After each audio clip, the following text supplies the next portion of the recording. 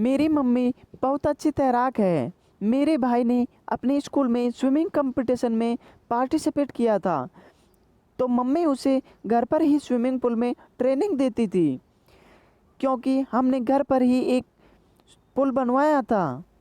हम अपनी physical fitness को लेकर काफ़ी सीरियस हैं। एक दिन मेरी तबीयत खराब थी, तो मैं धूप में बैठी हुई थी। तब मम्मी भाई को ट्रेनिंग दे रही थी। एक पल उन्होंने स्विमिंग कॉस्ट्यूम पहना था। अचानक मुझे नींद आ गई। जब मेरी आँख खुली तो वह पुल में नहीं थे। मैंने अंदर जाकर भाई के कमरे का दरवाज़ा जैसे ही खोला तो भाई मेरे बस प्राण ही नहीं निकले, पैरों तले ज़मीन खिसक गई। मेरे भाई और मम्मी सोफे के पीछे। हेलो दोस्तों, मेरा नाम किरण है और आप सब लोगों को दिवाली की हार्दिक शुभकामनाएं। मित्रों, आप दीपावली पर अपने परिवारजनों को बहुत अच्छे अच्छे गिफ्ट देकर उन्हें इस त्यौहार थोड़ा खुशियों का एहसास करें। चैनल को कर ले सब्सक्राइब और वीडियो को लाइक।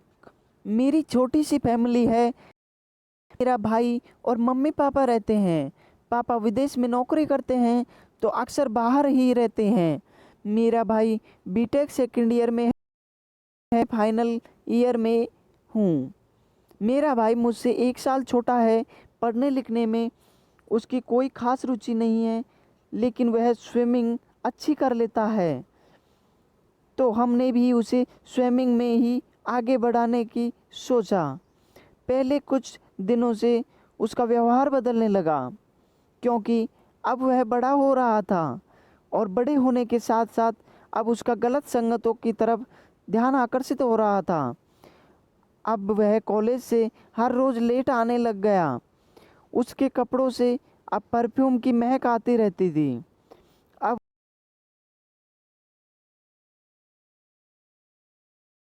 घर में इसके लिए उसके खाना पान भी बंद कर दिया और अपनी जिद पर अड़ गया। हर दूसरे दिन हेयर कटवाना, शेविंग करना, फेशियल करवाना अब उसकी रोज़ाना की दिनचर्या में शामिल हो गया था। मेरा भाई हैंडसम होने की वजह से अब बहुत नोटी हो गया है। मेरी मम्मी एक गुड स्विमर और हाउसवाइफ है। पिताजी के कुछ दिन दुनिया में ना होने की वजह से वह बहुत दुखी और अकेलापन महसूस करती है। दूसरी ओर मेरे भाई की उम्र भी बढ़ रही थी। उसका व्यवहार मेरे और मम्मी के प्रति बदलता जा रहा था। मम्मी जब भी रसोई में खाना पकाती तो वह किसी न किसी बहाने का वहाँ पहुँच जाता और घंटों खड़ा रहता। मम्मी के पूछते पर बोलता कि मम्मी मैं आपकी कोई मदद कराऊं? क्या मम्मी बोलती कि बेटा तुम अपनी पढ़ाई में ध्यान दो, यह उम्र तुम्हारी कुछ करने दिखाने की है। इस पर वह बोलता है कि मम्मी आप सही कह रही हो, आप अगर एक दिन इजाज़त दे दो तो मैं आपको कुछ कर दिखा दूंगा। तो इस पर मम्मी बोलती क्या मतलब है तुम्हारा? वो हंस कर चला जाता है। उसकी बेहुदा हरकतें दिन पर दिन बढ़ती चली जा रही थी, लेकिन कोई उस पर लगाम लगाने वाला नहीं था, क्योंकि पापा घर से बाहर रहते थे। जब जब भी मैं कॉलेज के लिए तैयार होती थी तो वह मेरे कमरे में आकर बैठ जाता और टकटकी बांध कर देखता रहता। मेरे पास पैसों की तंगी रहती थी, तो मैं उसका मोबाइल छीन लेती और लौटाने के बदले मैं पैसों की मांग करती। तो इस पर वह कहता कि कितने में दोगी? तो मैं कहती 2000। तो वह कहता कि पूरी रात। फिर मैं उसके पीछे चप्पल लेकर भागती। यह उसका रोज का नाटक बन गया था। पर वह यह नाटक किसी दिन हकीकत में बदल जाएगा, मैंने सोचा नहीं था। यह बातें जो होती हैं और मेरा चप्पल लेकर उसके पीछे भागना मेरे दिमाग पर कोई प्रभाव तो ज़रूर छोड़ रहा था। एक दिन मैं छत पर अपने और मम्मी के वही वाले कपड़े सुखा रही थी, तो अचानक से ऊपर आ गया और उन्हें घूर रहा था। मुझे यह कुछ अचानक से अजीब लगा। मैं तुरंत ही नीचे चली आई। मेरे और मम्मी के पास एक एक लाल रंग की नाइटी थी। जब मैं शाम को उन कपड़ों को लेने के लिए छत पर गई तो मैंने देखा कि ना तो मेरे और ना मम्मी के कपड़े वहाँ थे। मैंने इधर उधर झांक कर देखा तो मुझे कहीं भी वही वाले कपड़े ना दिखाई दिए। एक बार को तो मुझे लगा कि हमारे बगल में बाहर से आई हुई काफ़ी सारे लड़के रहते हैं, कहीं उनमें से तो कोई नहीं ले गया।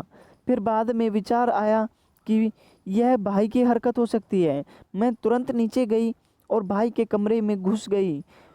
मेरा भाई उस समय घर पर नहीं था, तो मैंने उसके कमरे की छानबीन शुरू कर दी। उसके कमरे में मुझे अपने और मम्मी के कपड़े छोड़कर सब कुछ मिल रहा था, जो उसे गलत रास्ते पर ले जाने में समर्थ था। लेकिन उसके बाद मुझे उसका बैग हाथ लग गया। जैसे ही मैंने उसका बैग खोला तो उसमें मैंने जो चीज़ देखी उसे देखकर मेरे आंसू निकले। सिसक सिसक कर रो रही थी। उसमें मेरे और मम्मी के कपड़े रखे हुए थे, कुछ सिगरेट की डिब्बी और कुछ अश्लीलता से भरे हुए मैगजीन। मेरे होश ठिकाने नहीं रहे। यह मेरे खुशी के आंसू थे, क्योंकि उम्र में भी मेरी भी बढ़ रही थी। उसके बैग में मेरी एक शानदार फ़ोटो और मिली थी, जो पता है आपको कहाँ की थी? वह थी बाथरूम की। मैंने उससे इस बारे में बात करनी चाही तो उसे एक दिन पार्क में बुलाकर पूछा कि यह सब क्या था तुम्हारे बैग में। तो वह बोला कि दीदी प्लीज़ किसी से मत कहना, और उसने अपनी नज़र झुकाने की कोशिश की। उसी शाम मेरे भाई मेरे कमरे में टीवी देखने आ गया, तो मैंने उससे कहा कि सच सच बताओ कि बात क्या है। उसने इशारों में वही मांगा जो आप लोग मुझे मांगते हो। मैंने उसे डांटते हुए कहा कि पहले बड़े तो हो जाओ। वह मुस्कुराते हुए अपने कमरे में चला गया, क्योंकि उसे हरी झंडी मिल चुकी थी।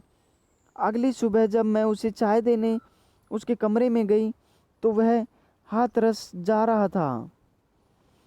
मैंने खिड़की से देखा था उसे, पर मैंने उसे डिस्टर्ब नहीं किया, क्योंकि हर कोई जाता था हाथरस, और यह भी सोचा कि अब जल्द ही उसे हाथरस जाने में से छुट्टी मिल जाएगी। मैंने उसकी चाय उसके टेबल पर रख दी। वह बहुत कमज़ोर महसूस हो रहा था, क्योंकि वह हाथरस से जो आया था। आप लोग समझदार हो, समझ गए होंगे। मैंने उससे कहा कि इस तरह हाथरस जाओगे तो आने वाले दिनों में तुम्हें दो दो पर्वतों की चढ़ाई करनी है, कैसे कर पाओगे तुम? वह सुनकर सुनने रह गया और खिड़की की तरह देखने तो वह समझ गया कि उससे खिड़की खुली रह गई थी। उसने नज़रें नीचे झुका ली और फिर वही मांग करी इशारे में। मैं जैसे ही चाय रखकर रसोई की ओर बढ़ी, मैं फिसलने से बाल बाल बची, क्योंकि वहाँ हाथरस गिरा हुआ था। भाई बोला, दीदी संभल के। इस घटना के बाद मेरा मन अब बहुत बेचैन रहने लगा और भाई की हरकतें दिमाग में घूमती रहती। एक दिन जब मैं रात को सो रही थी तो मैंने सपना देखा कि भाई ने उस चीज़ को वास्तविकता में बदल दिया, जिसके बाद मम्मी को और मुझसे चला भी नहीं जा रहा था। सोते सोते मेरे मुंह में अजीब आवाज़ें निकल रही थी, तो मम्मी ने आकर मेरे थप्पड़ जड़ दिया और बोली, बेटी तू पागल हो गई है क्या? यह क्या आवाज़ें निकाल रही है? मुंह से मैं बोली कि माँ कुछ नहीं, बस एक बुरा सपना देखा था। उसी दिन दोपहर में जब मैं मम्मी को खाना देने उनके कमरे में गई तो मैंने देखा वह मेरे होश उड़ गए। काफ़ी था, मेरी मम्मी भाई के बैग से निकाल कर वही वाली मैगजीन पढ़ रही थी। अब मैं समझ गई कि पापा घर से बाहर रहते हैं तो मम्मी दुखी क्यों रहती है। मैं बड़ी हो गई थी और मम्मी मुझसे सब कुछ शेयर कर लेती थी। मैंने मम्मी से पूछा कि मम्मी आप उदास क्यों हैं। मम्मी ने एक गोला बनाकर उंगलियों में से उसमें उंगली डाल दी। मैं समझ गई। मम्मी से मैंने कहा कि मम्मी आपकी परेशानी का हल मैंने ढूंढ लिया है। अब भाई आप और मैं क्रिकेट मैच खेल लिया करेंगे। यह सुनकर मम्मी की आंखों में आंसू आ गए।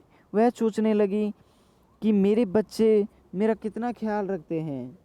मम्मी मुझसे पूछने लगी कि वह मैच खेलने लायक नहीं हुआ है अभी तो। इस पर मैं मम्मी से बोली कि मम्मी आपको नहीं पता कि उसके क्रिकेट खेलने की कितना ज़्यादा मन रहता है। अब तो मैं उसका मैच भी आ रहा है स्विमिंग का, आप उसका प्रैक्टिस टाइम बढ़ा दीजिए। तभी मम्मी झट से बोली कि मिल गया आइडिया। उनके मन में शायद कुछ और चल रहा था। मैंने मम्मी से कहा कि मम्मी क्या मिल गया। तो वो बोली कि क्रिकेट मैच खेलने का आसान तरीका।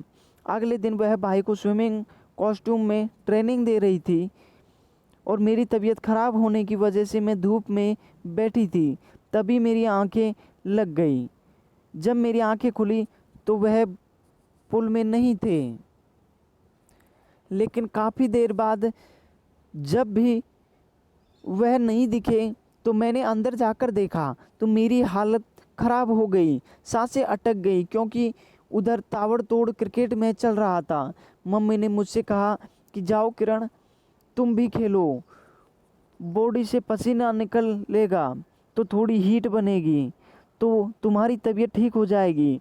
मैं मम्मी से मना नहीं कर पाई और उधर भाई की रिक्वेस्ट कर रहा था तो हम सब मिलकर खेलने लगे। आप समझ गए होंगे अगले दिन मेरे भाई का स्विमिंग कंपटीशन होना था। घर में सुबह से ही एक अलग ही माहौल था। भाई को इस प्रतियोगिता का बेसब्री से इंतज़ार था और हम सब ने भी जैसे उसके इस खास दिन के लिए पूरी तैयारी कर रखी थी। सुबह की हलचल कुछ अलग थी। जैसे ही मैं उठी मम्मी ने हल्की सी मुस्कान के साथ मुझे नाश्ता बनाने के में मेरी मदद के लिए कहा ताकि हम जल्दी से तैयार हो सकें और समय पर निकल सकें। भाई भी तैयार के लिए लगा हुआ था। उसने एकदम नए स्विमिंग गियर पहन रखे थे और उसका आत्मविश्वास देखते ही बनता था। मम्मी ने उसे कई दिनों से खास तरीके से ट्रेनिंग दी थी।